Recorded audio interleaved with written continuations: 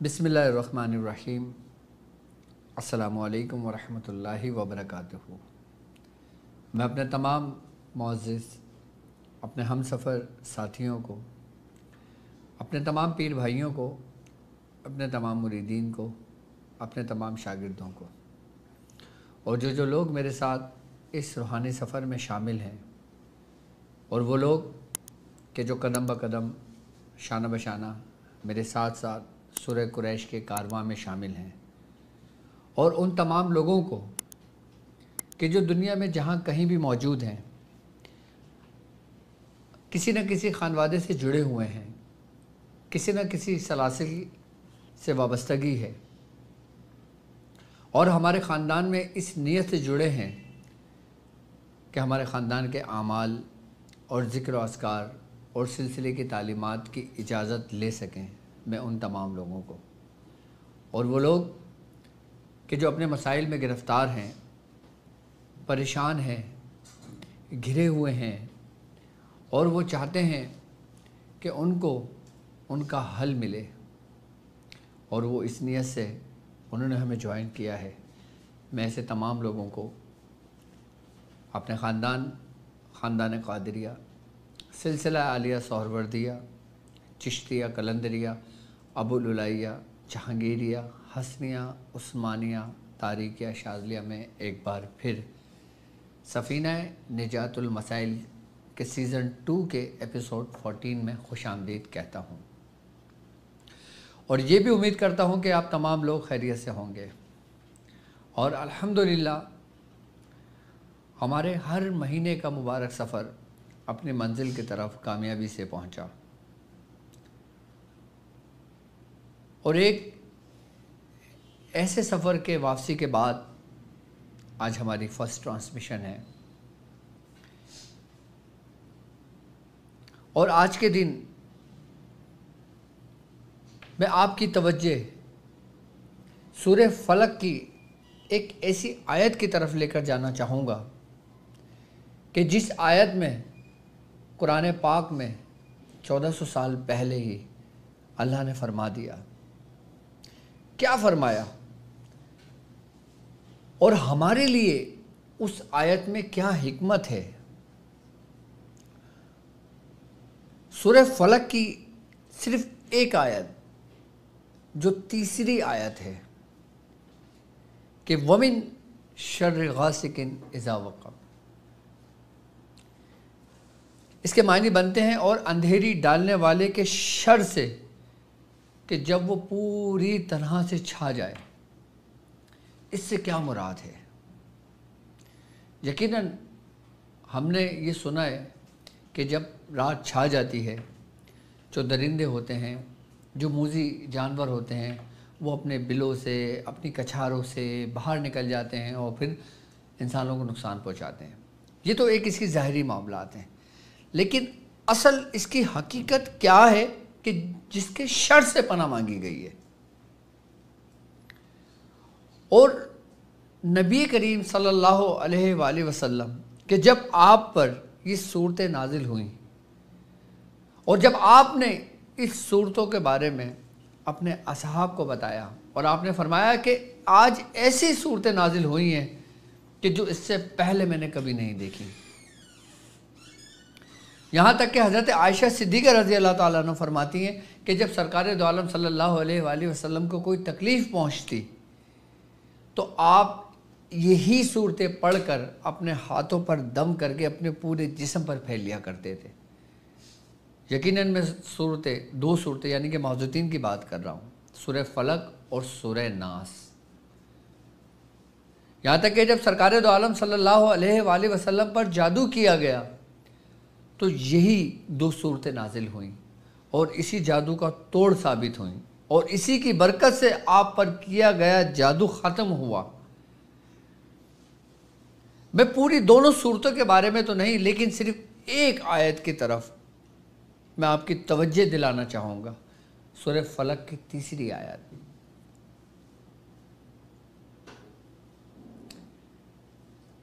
کہ اس تیسری آیت کے اندر کہ جس کے معنی بنتے ہیں کہ اور سخت اندھیری رات کے شر سے کہ جب وہ چھا جائے، اندھیری کی رات کے شر سے، یہاں تک کہ اگر ہم اس بات کو دیکھتے ہیں، آج میڈیکل سائنس اس چیز کو تسلیم کرتی ہے کہ جو چاند ہے، کہ چاند جب اندھیری رات میں ہوتا ہے تو وہ اس کے اندر ایک کشش ایسی ہوتی ہے کہ وہ اپنے اندر سے ہر چیز زمین پہ سے سلب کرتا ہے، یعنی کہ وہ اس نیگیٹیوٹی کو اٹھاتا ہے۔ اور بالخصوص پانی کو آپ نے دیکھا ہوگا، آپ نے عموماً سمندروں کے اندر دیکھا ہوگا، ایک جوار بھاتا پیدا ہوتا ہے۔ جوار بھاتا کیا کہ آپ نے دیکھا ہوگا اکثر سمندر میں رات کے ٹائم لہریں اٹھتی ہیں اور شور سا پیدا ہوتا ہے، کہ چاند کی ایک خاصیت ہے کہ وہ اپنے اندر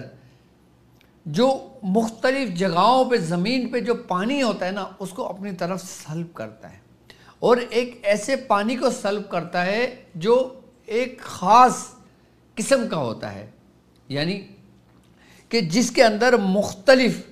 گیسز موجود ہوتی ہیں، مختلف کیمیکلز موجود ہوتے ہیں، کہ وہ اپنے اندر اس کو سلب کرتا ہے۔ اس کے شر سے پناہ مانگی گئی ہے۔ اگر میں ایک انسان کی اگر میں بات کرتا ہوں تو انسان کا جو دماغ ہے اور دماغ میں موجود جو پانی ہے کہ جسے کہا جاتا ہے CSF، آپ اس کو سرچ کیجئے گا CSF کو تو آپ کو پورا اس کا مطلب معنی سمجھ میں آ جائے گا۔ یہ وہ لکوڈ ہے کہ جو دماغ جس کے اندر موجود ہے، جب یہ پانی خشک ہوتا ہے تو ہمارے جسم کے اندر بیماریاں پیدا ہونے لگتی ہیں، دماغی امراض پیدا ہونے لگتے ہیں۔ اس ہی لیے سرکار دو عالم صلی اللہ علیہ وآلہ وسلم نے رات ہونے آپ نے فرمایا کہ جب رات چھا جائے تو اپنے دروازوں، اپنے کھڑکی کو بند کر لو اور اپنے جو برتن ہے اس کو اوندھا کر لو، کہ اس وقت شیاطین آزاد کیے جاتے ہیں، اور جو شیاطین آزاد کیے جاتے ہیں وہ یقیناً انسانوں پر مسلط ہوتے ہیں۔ آپ نے رات کو کھلے آسمان کے نیچے سونے سے بھی منع فرمایا ہے۔ آج میڈیکل سائنس کہتی ہے کہ وہ لوگ کہ جو کھلے آسمان کے نیچے سونا پسند کرتے ہیں وہ دماغی طور پر کمزور ہونے لگتے ہیں،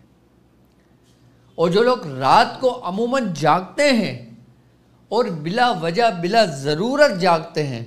تو ایسے لوگوں کے دماغ بھی کم ہونے لگتا ہے، کمزور ہونے لگتا ہے۔ کیوں؟ کیونکہ جب رات کے پہر ہم گھومتے ہیں، ہم باہر جاتے ہیں، ہم سمندر کی طرف سفر کرتے ہیں یا بلا ضرورت گھر سے نکلتے ہیں، آؤٹنگ پہ جاتے ہیں، تو پھر وہی چیز کہ جو چاند ہے اور جو اندھیری رات ہے، پھر چاند کے اندر جو کشش ہے وہ بھی پانی کو جو سلب کرتی ہے نا، سب سے پہلے اس کا اثر انسان کے دماغ پر ہوتا ہے،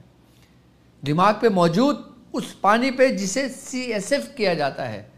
کہا جاتا ہے، یہ اس کو اپنے اندر سلب کرنے شروع کر دیتا ہے، کہ جس سے ہمارے اندر امراض پیدا ہونے لگتے ہیں، کہ جس سے ہمارے اسٹریس بڑھنے لگتا ہے، کہ جن لوگوں کو عموماً رات میں نیند نہیں آتی، کہ رات میں عموماً ان کا سفر باہر کا ہوتا ہے یا ان کا سفر دور دراز کا ہوتا ہے یا ڈرائیو کا ہوتا ہے یا کسی چیز کا ہوتا ہے، آپ یہ دیکھیں وہ عموماً نارمل انسان سے ان کا دماغ کمزور ہونے لگتا ہے۔ اور جو شیاطین ہوتے ہیں اور جو جادوگر، جادو کرنے والے لوگ ہوتے ہیں، وہ رات کے ہی پہر کو زیادہ پسند کرتے ہیں۔ کیوں؟ کیونکہ رات کے پہر کے اندر جو شر موجود ہوتا ہے کہ جس سے پناہ مانگی گئی ہے، وہ ان شر کو اپنے وہ کر کے انسانوں کو نقصان پہنچاتے ہیں، یعنی کہ اپنی ان شکتیوں کو بڑھاتے ہیں، اپنی شیطانی قوتوں کو بڑھاتے ہیں۔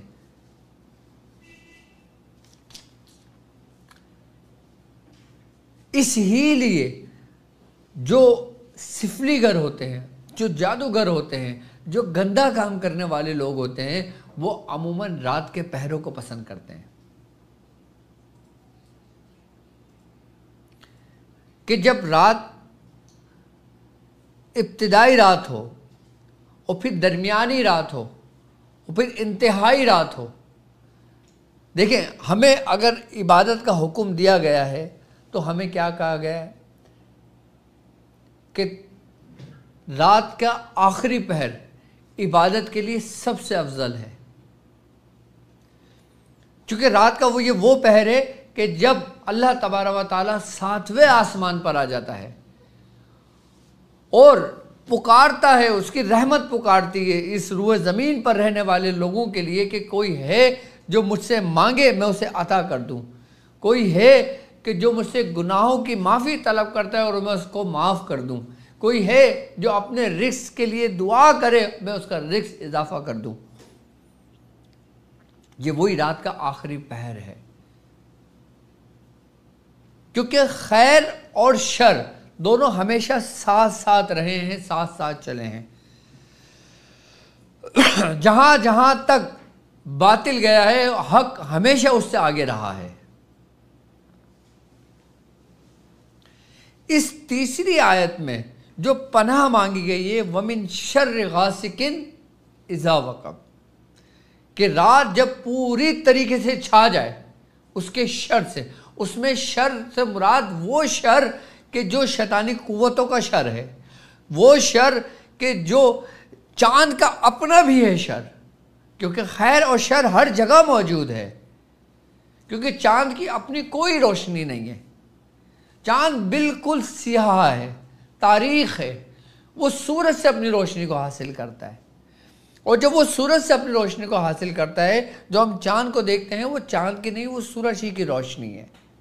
اور وہ اسی اندھیرے کے جو تاریکی کا ایک حصہ تاریخی میں ڈوبا رہتا ہے چاند کا، وہی کہ جب اس کا پہر اس روح زمین پر اس کا پہر پڑتا ہے، یعنی کہ چاند کے چڑھاؤ اور اتار کے درمیان کی جب اندھیری شب اس روح زمین پر پڑتی ہے تو اس وقت سب سے زیادہ وہ چیز نیگیٹیوٹی کا اثر اس پر آتا ہے، یعنی کہ چاند کے ایک چڑھنے کا سفر اور ایک چاند کے اترنے کا سفر۔ چاند کا چڑھنے کا سفر اتنی اہمیت کا حامل نہیں جتنی اہمیت کا حامل چاند کے اترنے کا سفر ہے، کہ چاند جب اترتا ہے تو اس کی روشنی جو ہوتی ہے وہ مدھم ہوتی ہے، وہ کم ہوتی ہے، تاریخی اور چھا جاتی ہے، تو جب وہ پوری طریقے سے چھا جاتی ہے اس کے شر سے، یعنی کہ چاند کے آخری مہینے کے آخری جو تاریخیں ہوتی ہے نا، کہ جس میں ہندوؤں میں اکثر ایک تاریخ بڑی مشہور ہے جس کو وہ کہتے ہیں اموس کی رات، کہ جس میں نہ ستاروں کی روشنی ہوتی ہے نہ چاند کی روشنی ہوتی ہے۔ کیوں؟ کیونکہ اس وقت ایک شیطانی قوتوں کی قوت اور دوسری ان جیسے چاند ہو گیا اور دوسرے سیاہ ہو گئے، ستارے ہو گئے، سیارے ہو گئے، اور ان کی اپنی قوت یعنی کہ ان کے اپنے اندر کی نیگیٹیوٹی، اس کا اثر روح زمین پر پڑتا ہے، کہ جس سے ان کی قوتیں 70% بڑھا دی جاتی ہیں۔ اس سے پناہ مانگی گئی ہے۔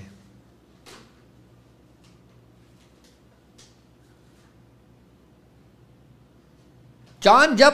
گھٹنے شروع ہوتا ہے اس کا اثر اس روح زمین پر الگ ہوتا ہے،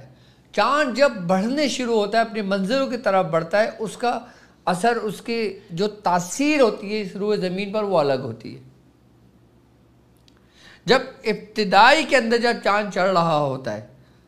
تو اس وقت عاملین جو ہوتے ہیں وہ زیادہ تر جو کام کرتے ہیں وہ ایسے کام کرتے ہیں جیسے فتح کے لیے کام کرنا، کامیابی کے لیے کام کرنا، کسی بھلائی کے لیے کام کرنا، کسی جادو کے اتار کو کرنا، یا کسی کو اچھی رغبت کی طرف لے کر جانا، حب کا کام کرنا، کسی کو کامیابی دلوانا۔ اور جب چاند گھٹنے شروع ہوتا ہے تو جب چاند گھٹتا ہے تو اس میں پھر وہ کام لیے جاتے ہیں کہ جیسے کسی کو سزا دینا، کسی کے جادو کو ختم کرنا، کسی کے جادوگر کے عمل کو باندھنا، کسی شیاطین کو قید کرنا، کسی شیاطین کو سزا دینا۔ اکثر عاملین تو اس بات کو سمجھتے بھی نہیں ہیں، وہ تو بس جو اگر کسی کے اندر کوئی حاضر ہو گئی تو بس اس کو جلا دیتے ہیں، ختم کر دیتے ہیں۔ لیکن اصل میں اگر دیکھا جائے نا تو اس میں پھر تاریخوں کا بڑا خیال رکھنا پڑتا ہے، اس میں پہر کا بڑا خیال رکھنا پڑتا ہے کہ آپ کس پہر میں کس وقت کس مریض کے ساتھ موجود ہیں۔ بعضوں کا جو عاملین کو نقصان پہنچتا ہے نا ان جناتوں سے، وہ اسی وجہ سے پہنچتا ہے کہ وہ پہر غلط ہوتا ہے، وہ اس پہر میں اس کو جلانے کی کوشش کرتا ہے، کیونکہ اس پہر کے اندر اس شیطان کی قوت میں 70% اضافہ ہو جاتا ہے۔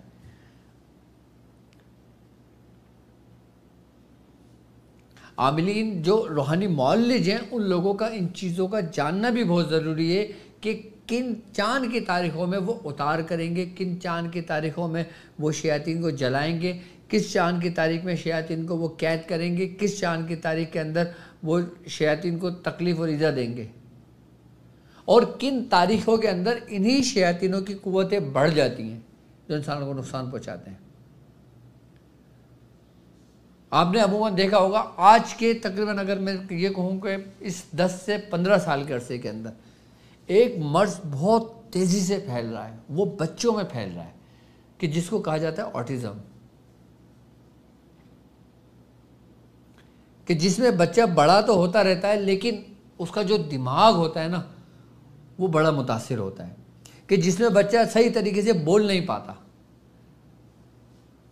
وہ تنگ کرتا ہے، ڈسٹرب کرتا ہے، پریشان کرتا ہے، اور ہم یہ سمجھتے ہیں کہ یہ ایک بیماری ہے، لیکن اس کی اصل وجوہات کیا ہوتی ہیں یہ ہمیں نہیں معلوم ہوتا۔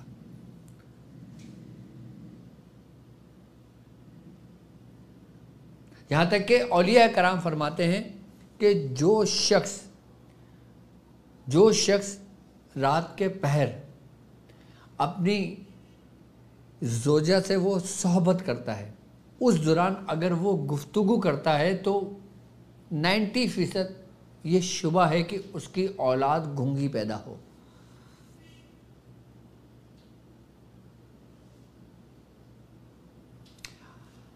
اتباع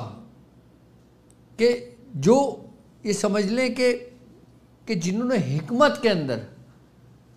ایک نام پیدا کیا، کہ حکمت جن کی مرہون منت ہے، وہ علی سینہ جیسا اپنی کتابوں میں لکھتا ہے کہ جو میاں بیوی رات کے وقت صحبت کرتے ہوئے روشنی میں کرتے ہیں تو 90% اس بات کا شبہ ہو کہ اس کی اولاد جو اس سے حمل ٹھہرے، اس کی جو اولاد پیدا ہو وہ اندھی پیدا ہو۔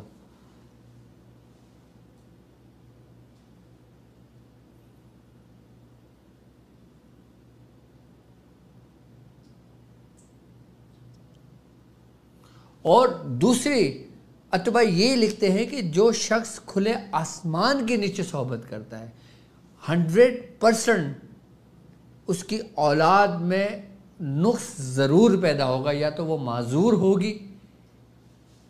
یا پھر اس کا دماغ پوری طریقے سے نہیں بنا ہوگا، یا وہ قوت گویائی اس میں نہیں ہوگی، یا قوت بینائی اس میں نہیں ہوگی۔ اب یہ دیکھیں کہ یہ مرض سب سے زیادہ بیرونی ممالکوں میں پایا جاتا ہے، سب کچھ آپ کے سامنے ہے، اس کا نتیجہ بھی آپ کے سامنے ہے۔ سب سے زیادہ یو ایس کے اندر، یورپ کے اندر ایسے بچے آپ کو بہت ملیں گے کہ جس میں اسٹریس بہت زیادہ بھرا ہوا ہوتا ہے۔ اس کی وجہ یہی ہے۔ رات کو اگر کھلے آسمان کے نیچے سونے سے منع کیا گیا ہے تو کیوں منع کیا گیا ہے؟ وہ اسی وجہ سے منع کیا گیا ہے۔ اونچائی پہ جانے سے منع کیا گیا ہے کہ ایک ایسی اونچائی کہ جس پہ سائڈوں میں کوئی سپورٹ نہ ہو، وہاں جانے سے بھی سرکار دو عالم صلی اللہ علیہ وآلہ وسلم نے منع فرمایا ہے۔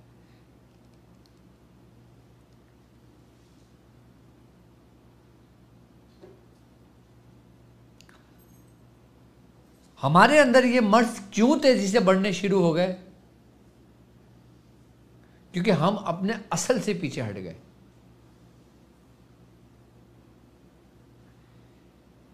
اور پھر ہم یہ سمجھتے ہیں کہ کسی نے ہم پہ جادو کر دیا، کسی نے ہم پہ بندش لگا دی، کسی نے ہماری اولاد کے اوپر کچھ کر دیا۔ کوئی کہتا ہے اس کے اوپر آسیب آ گیا، کوئی کہتا ہے اس کے اوپر اثرات آ گیا، کوئی کہتا ہے اس کے اوپر یہ آ گیا، کوئی کہتا ہے اس کے اوپر یہ آ گیا، جبکہ حل اس کو نہیں مل رہا ہوتا۔ جب ایسا پیشنٹ کسی ایسے مرض میں مبتلا ہو جائے تو پھر آپ اس کا علاج کیسے کرو گے؟ یقیناً یہ وہ مرض ہے کہ جب وہ ماں کے پیٹ میں تھا تو وہ اس کے اندر جنم لیا اس مرض نے، کہ جو مرض اس کی خون میں صلاحیت کر گیا ہو وہ تمہارے تعویذات سے کیسے ختم ہو سکتا ہے؟ وہ تمہارے ہانڈی کے اتار کرنے سے کیسے ختم ہو سکتا ہے؟ ایک تو وہ چیز ہے نا کہ جو آئی منتقل ہوئی، آپ نے اتارا، ختم کر دیا، لو جی فارغ ہو گئے. لیکن ایک وہ چیز کہ جو انسان کے بلڈ کے اندر شامل ہو گیا ہو. اسی لیے جب کوئی پیشنٹ ہوتے ہیں کہ جیسے آٹزم کے جو بچہ ہو گیا یا دوسری قسم کے بچے ہو گئے یا اسٹریس کے اندر ہو گیا یا شیزوفرینیا میں جیسے مریض جو بچہ بڑھتا گیا تو یہی مرض شدت اختیار کرتے کرتے اس کو مختلف بیماریوں میں وہ ہو جاتا ہے. پھر وہ صرف ذہنی سکون کی دوائیں کھاتا ہے یا ایسی دوائیں اس کو دی جائیں گی کہ جس سے ہیپی کیمیکلز پیدا ہوں، پرسکون دوائیں رہنے کے لیے اس کو دوائیں دی جائیں گی. اس زندگی بھر کا حصہ رہے گا، کیونکہ خون شیطان ہمارے جس طریقے سے ہمارا خون گردش کرتا ہے نا ہمارے جسم کے اندر، بالکل شیطان اسی طرح اس خون کے ساتھ ہمارے جسموں میں گردش کرتا ہے. یہ سرکار دو عالم صلی اللہ علیہ وآلہ وسلم کا فرمان ہے.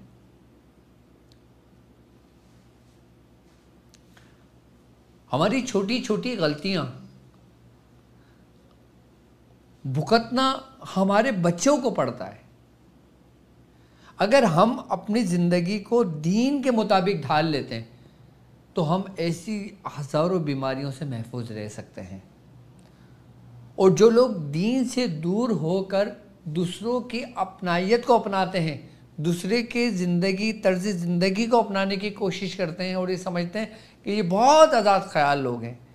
یہ بہت اخلاق والے لوگ ہیں، تو پھر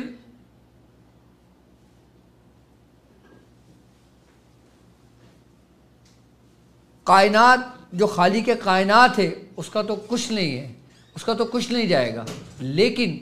تم نے اپنے ہی ہاتھوں سے، اپنے ہی کمائی ہوئے ہاتھوں سے آزمائشوں کو، ان مصیبتوں کو دعوت دے دی. بھائی مثال لیتے ہیں نا کہ جیسے تم نماز نہیں پڑھتے تو اس کی شان میں کوئی فرق نہیں پڑتا، تم روزہ نہیں رکھتے اس کی شان میں کوئی فرق نہیں پڑتا، لیکن نقصان تمہارا ہی ہے، اس کا کچھ نہیں ہے. سبحان اللہ تعالی ما تصفون، پاک ہے وہ ذات جو تمام تعریفوں سے بالا تر ہے. اس نے جو کچھ بھی اس دنیا میں رکھا، جو کچھ بھی اصول تمہارے لیے اس نے بنائے، اس میں تمہاری ہی بہتری ہے، تمہاری ہی بھلائی ہے. اگر اس کے مطابق تم زندگی بسر کرتے ہو تو یقیناً تم عافیت میں ہو. ہم نے صرف اسلام کے مطابق اپنی زندگی کو بسر کرنا ہے تو یقیناً ہماری اولادیں بھی ہماری فرما بردار رہیں گی.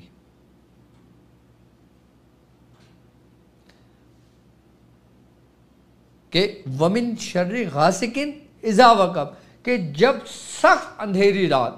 پوری طریقے سے چھا جائے اس میں ہونے والے شر سے پناہ مانگی گئی ہے.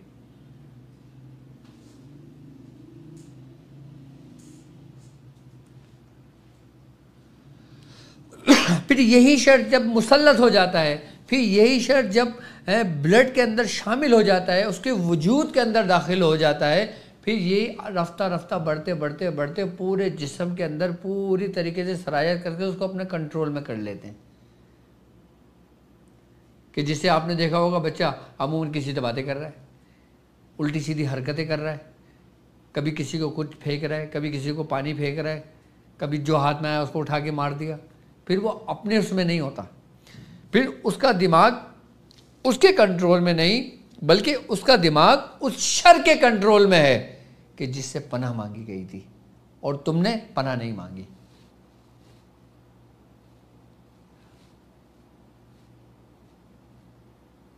اگر ہم پناہ مانگتے تو ہم اس شر کے شر سے محفوظ رہتے.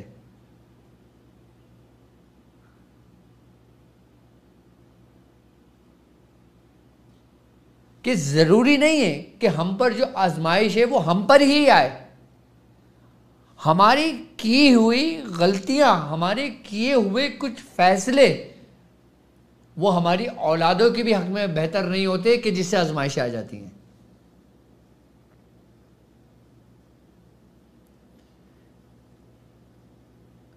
تو پھر اگر ایسا پیشنٹ اگر آپ کے پاس آ جاتا ہے تو آپ اس کا کس طرح علاج کرو گے؟ کیا آپ کے پاس وہ گرہیں کھولنے کی ترتیب ہے؟ کہ وہ نیگیٹیوٹی جو انسان کے وجود کے اندر، بلڈ کے اندر شامل ہو گئی ہے، صلاحیت کر گئی ہے، اس کو اس کے خون سے آپ کس طرح جدا کرو گے؟ کون سا فارمولہ ہے جو آپ اس کو اپلائی کرو گے؟ کون سا طریقہ کار ہے؟ کون سی سورت پڑھو گے؟ کون سی آیت پڑھو گے؟ نہیں، آپ کو نہیں معلوم۔ اسی لیے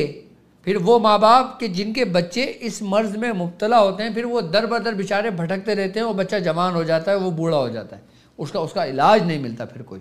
پھر ماں باپ مایوس ہو جاتے ہیں۔ یہ مرض ابھی تیزی سے پھیل رہے ہیں، بہت زیادہ تیزی سے پھیل رہے ہیں۔ اگر میں ایک ہفتے کے اندر 5 دن اپنے کلینک پہ بیٹھتا ہوں تو 3 دن ضرور کوئی نہ کوئی ایسا بچہ میرے پاس ضرور آتا ہے، جبکہ میں پاکستان کی بات کر رہا ہوں،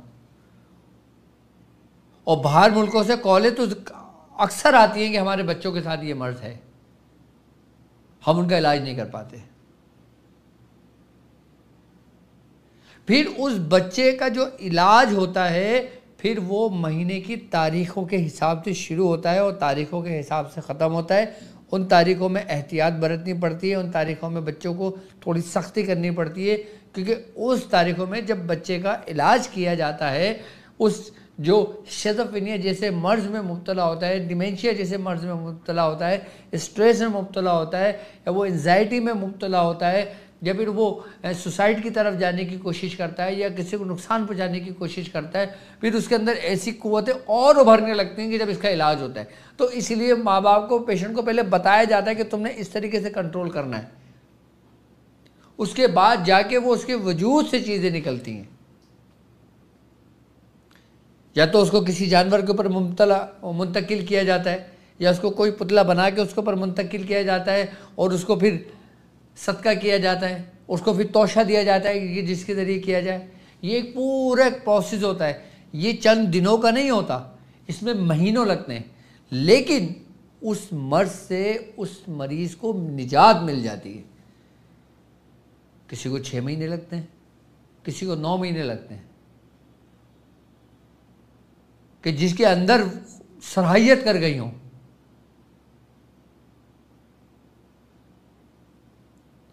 یہ ایسا نہیں ہے کہ ایک ہفتے میں ہو جائے، 10 دن میں ہو جائے، 2 دن میں ہو جائے، 1 دن میں ہو جائے۔ وہ شیاطین، وہ نیگیٹیوٹی، وہ جادو کہ جو انسان کے جسم کے اندر صلاحیت کر جائے۔ میں کسی دن اپنے چاہنے والوں کو، جو لوگ میرے ساتھ جڑے ہوئے یہ علاج سیکھ رہے ہیں، کر رہے ہیں، روحانی معالج ہیں، میں ان کو اس کی پوری چوکی لگا کر اس کو کام کرنے کے طریقہ کار میں سمجھاؤں گا، سکھاؤں گا اس کو، اس کے بارے میں پورا ایک لیکچر میں دوں گا۔ جبکہ میں نے اپنے جو ہمارے اسٹوڈنٹ اسٹاک ہیلنگ کے، ان لوگوں کو میں نے اس کی پوری ڈیٹیل بتائی ہوئی ہے، اس کا طریقہ کار سمجھا، بیٹا اس کو آن کرو۔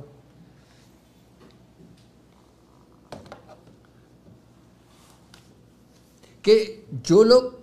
رات کو بلا ضرورت جاگتے ہیں، ان کے جو دماغ کا جو CSF جو واٹر ہوتا ہے، جو پانی ہوتا ہے، جو لیکوڈ ہوتا ہے، اس کو لیکوڈ کہیں گے،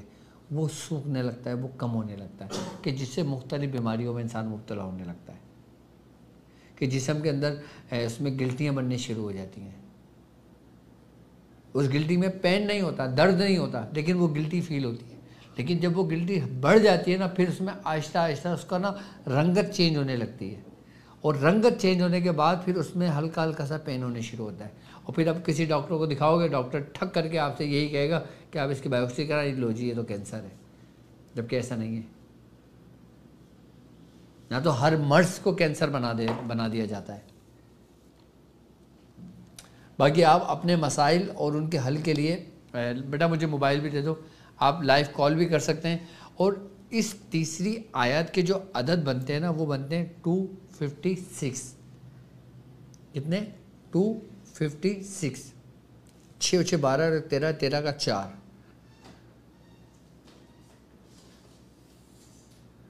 اچھا، صرف اور صرف من شر غاسق اذا وقب، جب کبھی رات کے وقت نکلے نا تو صرف اسے ویسے تو پوری سورت پڑھنی چاہیے، لیکن سوری سورت پڑھیں اس طریقے سے کہ قل اعوذ برب الفلق من شر ما خلق ومن شر غاسق اذا وقب، جب ومن شر غاسق اذا وقب پہ آئیں گے نا تو اسی آیت کو 4 مرتبہ پڑھ کے پھر اسی سورت کو مکمل کر لیں گے۔ 3 دفعہ آپ یہ پڑھ کے رات کے پہر نکل جائیں تو اس رات کے شر سے آپ محفوظ رہیں گے۔ یہ ترتیب سمجھانے کا بتانے کا مقصد یہی تھا کہ ظاہر سی بات ہے ہم صرف محفوظ رہنا چاہیں تو ہم قرآن کی سورہ فلق کی اس آیت سے رات کے شر سے بچ سکتے ہیں۔ رات کے اندر ایسا ہوتا ہے کہ چاروں طرف سے انسان کے اوپر حملہ آور ہوتے ہیں، لیکن وہ ہمیں دکھائی نہیں دیتے۔ اب وہ چاہے کسی قسم کی نیگیٹیوٹی ہو، چاہے آصب ہو، چاہے اثرات ہو، چاہے موذی امراض ہو یا موذی جانور ہوں یا درندے ہوں، کچھ بھی ہو، یہاں تک کہ سانپ بچھو تک اس شخص سے دور رہتے ہیں۔ اور وہ لوگ کہ جو رات کو سفر کرتے ہیں، کہ جن کا رات کا سفر ہے، کہ جیسے کوئی مختلف کمپنیز کی گاڑی چلا رہا ہے، کوئی ڈرائیور ہے، کوئی کریم چلا رہا ہے، کوئی اوبر چلا رہا ہے، کوئی باہر ملک میں ہے۔ باہر ملک میں بھی ہمارے پاکستان بھائی ایسے ہیں جو رات کو ظاہر سی بات ہے مجبوری ہے ان کی، وہ ڈرائیونگ کرتے ہیں اور ایسی ایسی جگہوں سے ان کو گزرنا ہوتا ہے جہاں جنگل بھی ہے، جہاں سب کچھ ہے۔ تو وہ لوگ کہ جب اپنی گاڑی میں بیٹھا کریں، جب رات ہوا کرے، سفر نکلا کرے، تو 3 دفعہ سورہ اخلاص، 1 مرتبہ سورہ فلق، 1 مرتبہ سورہ ناس، یہ پڑھ کے اپنے اوپر پورا دم کر لیں۔ اس کے بعد پھر اس عمل کی طرف آئیں۔ کون سا عمل؟ جو میں نے بتایا آپ کو۔ پھر سورہ فلق اس ترتیب سے پڑھنی ہے کہ جب آپ آیت نمبر 3 پر آئیں گے وَمِن شَرِّ غاسق اذا وقب پہ، تو 4 مرتبہ صرف اسی آیت کی تکرار کریں گے اور اسی سورت کو مکمل کر لیں گے۔ اسی طریقے سے 3 مرتبہ یا 4 مرتبہ اس سورت پڑھ لیں، مجال ہے کہ کوئی شر آپ کے قریب آ جائے۔ یہ میں وہ تجربات آپ کو بتا رہا ہوں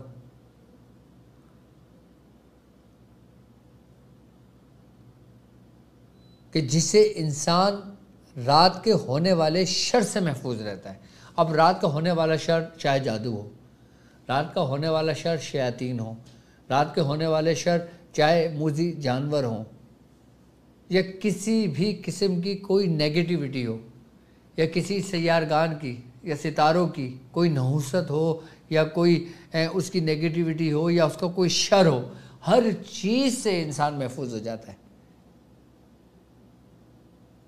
ہر چیز سے محفوظ ہو جاتا ہے۔ اور یہاں تک کہ اس کے ساتھ ساتھ انسانوں کے بھی شر سے محفوظ ہو جاتا ہے۔ اب ایک شخص ڈرائیور ہے، وہ رات کو سواری لے کے جا رہا ہے،